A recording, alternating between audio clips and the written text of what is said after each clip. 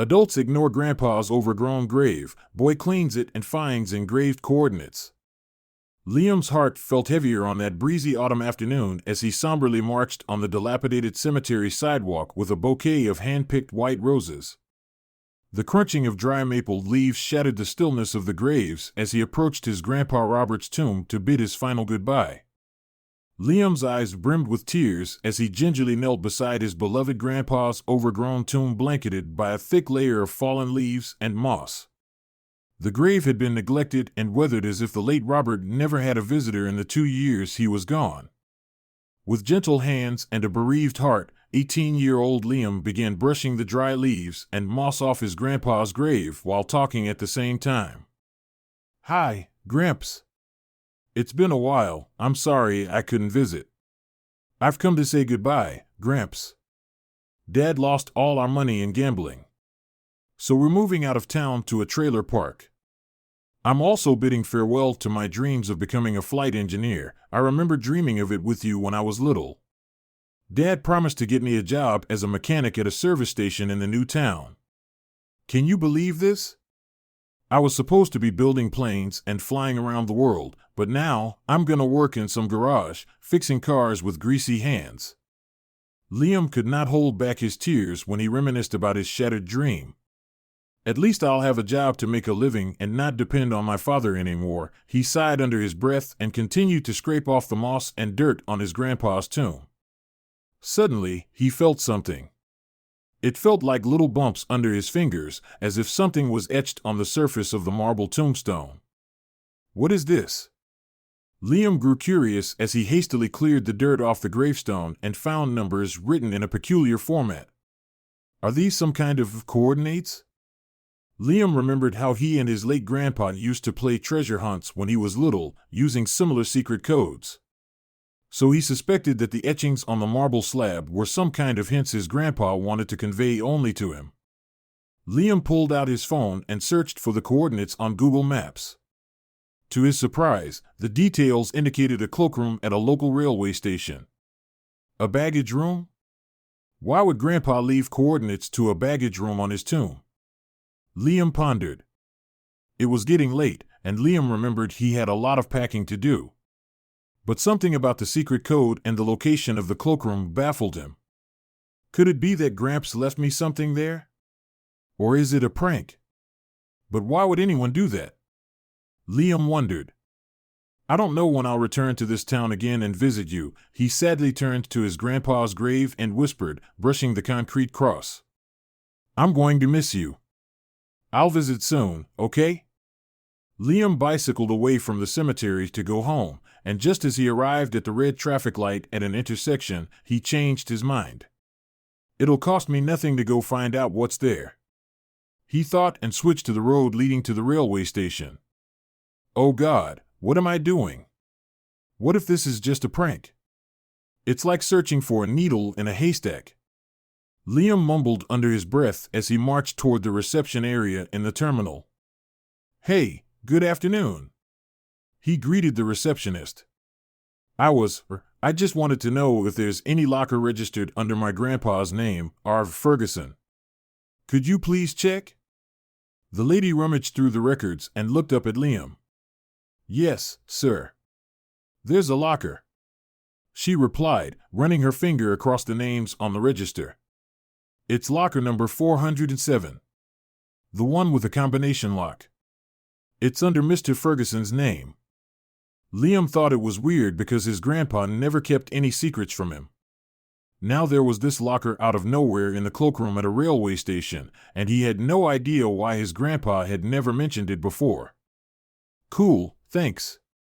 Liam exhaled hot air into his hands before distracting the receptionist again.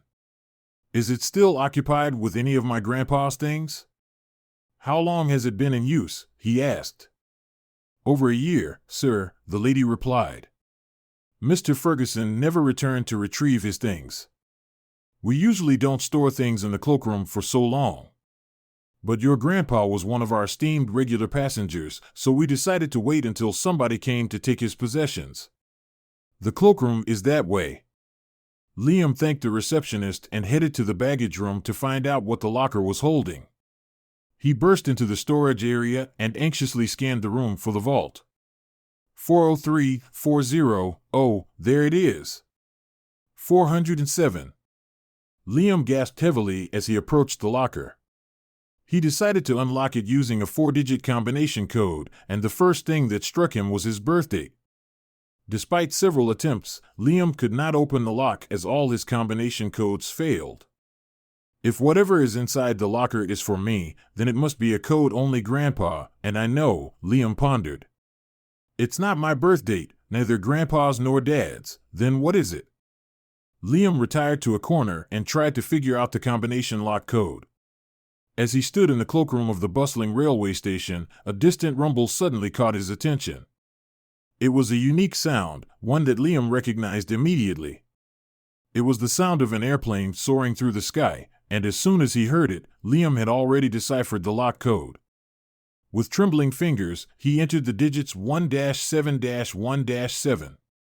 It was the model number of his very first toy airplane that he and his grandpa Robert crafted in the garage when he was little. Liam's heart started pounding, and a cold sweat broke on his forehead when the lock snapped open with a soft click. What? No way! He leaped back in shock, cupping his mouth. That means the cryptic message on Grandpa's grave was for me. What is in here? As the locker creaked open, Liam's eyes bulged with terror, and he slammed it shut. His heart started pounding as he looked around, hoping nobody saw what he had seen. No, this can't be true, this isn't real, he whispered as he slightly opened the locker again. When Liam's gaze fell upon the contents, he realized this was no dream. What the hell, no way, his jaw dropped. Bundles and bundles of life-changing money he had never dreamed of all his life were stacked in the locker, and on top of the money lay an old brown diary that looked familiar. Another message? Wait, I know this diary, it was Grandpa's. Liam exclaimed. Jesus, I feel like Indiana Jones. What bombshell is this diary gonna drop? As Liam flipped open the diary's worn leather cover, a faint aroma wafted up, enveloping him in a wave of nostalgia. His world jolted beneath his feet when he turned to the first page and began reading the words. Hello, my dear Liam. If you're reading this, you're a wonderful grandson who truly loved me. And I'm glad you haven't forgotten about your grandpa. This is where I met your beloved grandmother and realized the true purpose of my life.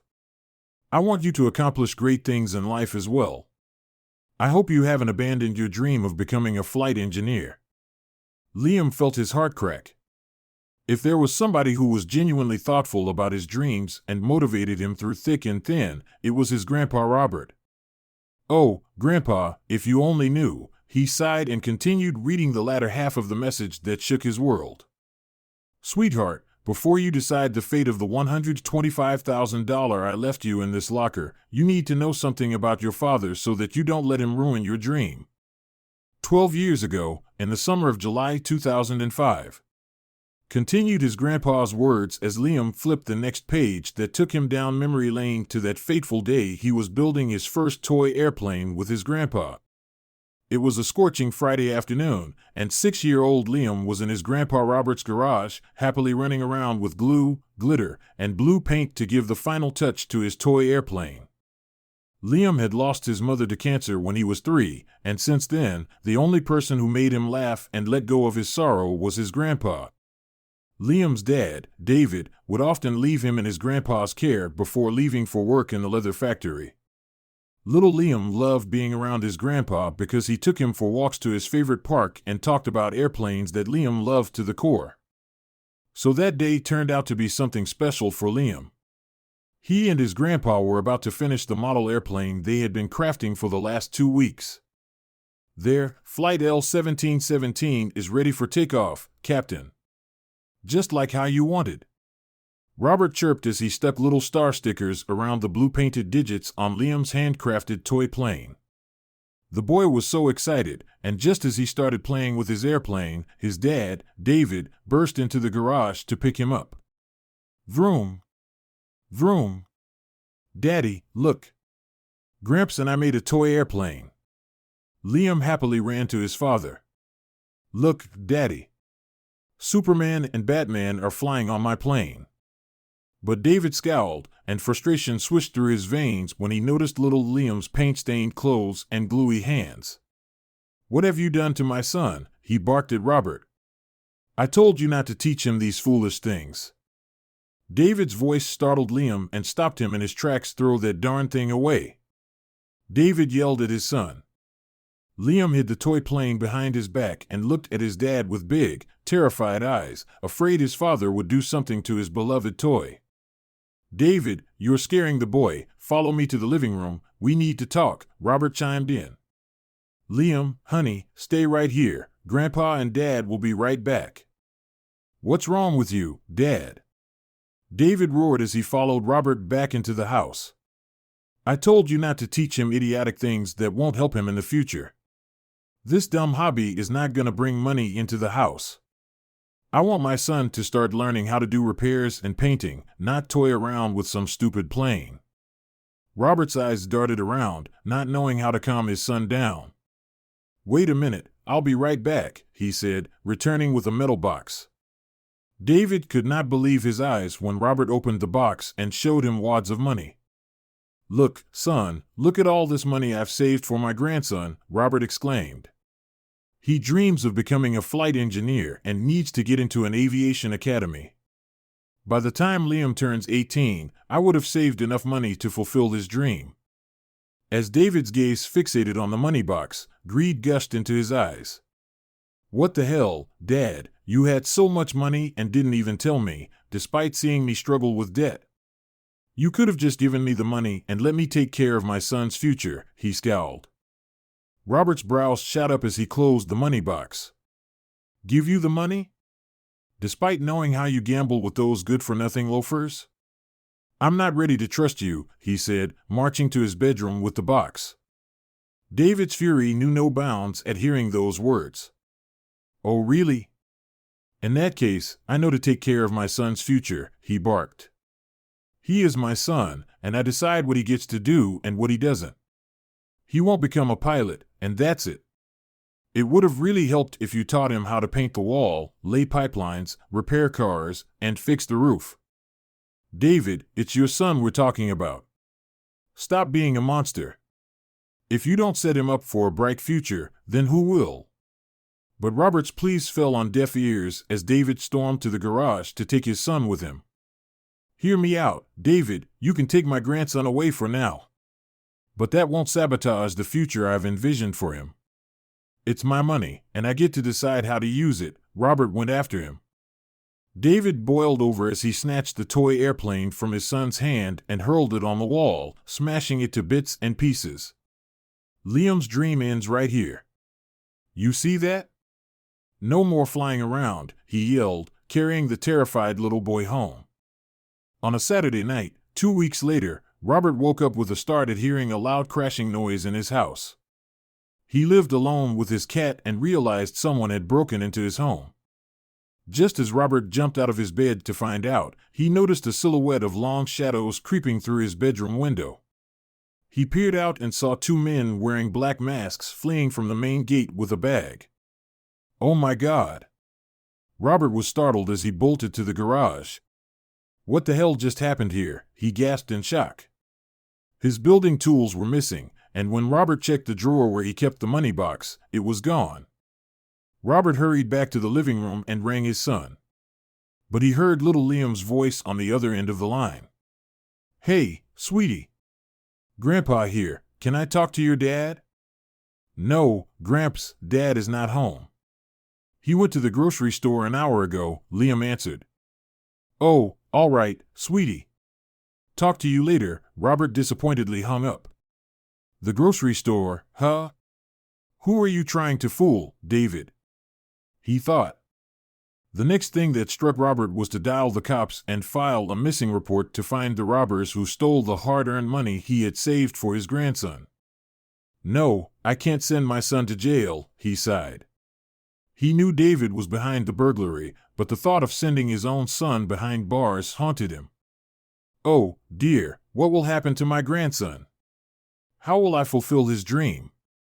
I hope David spends at least a little from that stolen money on Liam." Robert slumped against the cushions and cried. He had worked so hard, sometimes even overtime, to earn that money. But now, every penny was with David, and Robert knew he would exhaust all the money to the insidious grip of gambling. Robert spent several sleepless nights just thinking about what to do to shield his grandson's future.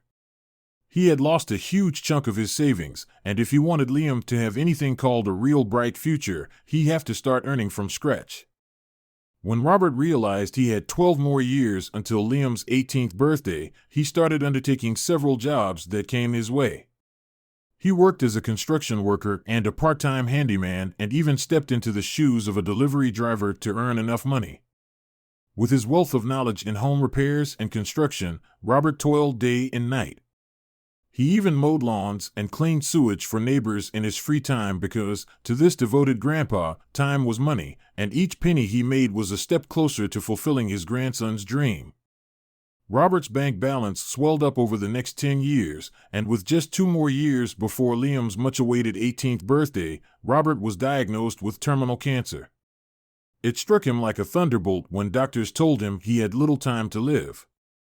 The piercing blare of a train's horn jolted Liam to the present. Beads of tears dropped as he flipped to the last page in the diary. Liam was beyond heartbroken when he closed the diary. He returned home with his backpack stashed with the $125,000, still unable to believe his whole future was now resting on his shoulders.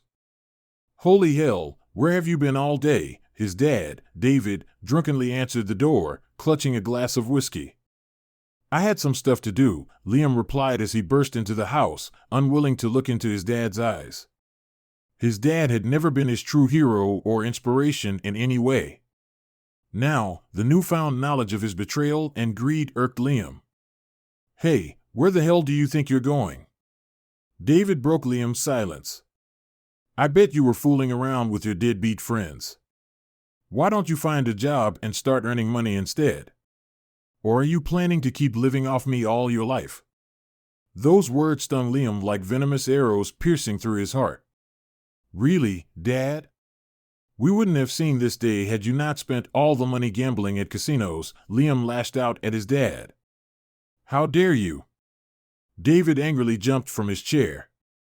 "Had you done something useful instead of collecting those stupid model airplanes, I wouldn't have had to support you.